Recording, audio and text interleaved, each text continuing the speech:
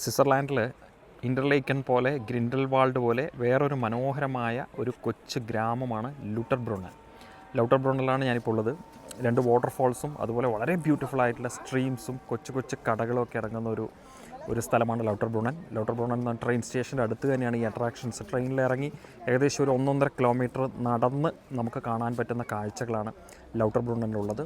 Switzerland ട്രിപ്പിൽ must വിസിറ്റായിട്ട് നമുക്ക് ചെയ്യാൻ പറ്റുന്ന ഒരു ലോങ്ങർ ഡ്യൂറേഷൻ ഓഫ് ട്രിപ്പ് എടുക്കുകയാണെങ്കിൽ ഒരു 8-9 ദിവസത്തെ യാത്രകളൊക്കെ പ്ലാൻ ചെയ്ത് സ്വിറ്റ്സർലാൻഡ് എക്സ്ക്ലൂസീവായിട്ട് വരുവാണെങ്കിൽ നമുക്ക് നല്ല രീതിയിൽ എൻജോയ് ചെയ്ത് പോകാൻ പറ്റുന്ന ഒരു സ്ഥലമാണ്.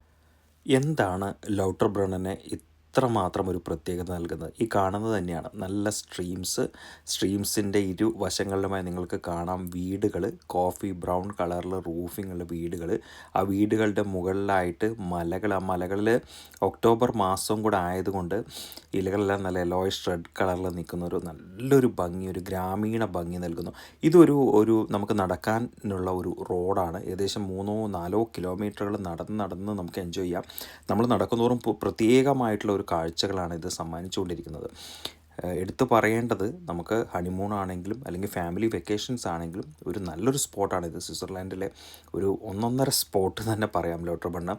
പശുക്കളാണ് സ്വിസ്. നമുക്കറിയാം മിൽക്ക് പ്രൊഡക്ഷൻസ് ഒക്കെ ഒരുപാടുള്ള ഒരു കൺട്രി ആയതുകൊണ്ട് തന്നെ എവിടെയും നിങ്ങൾക്ക് പശുക്കളെ കാണാം, പ്രത്യേകിച്ച് ഗ്രാമങ്ങളിൽ.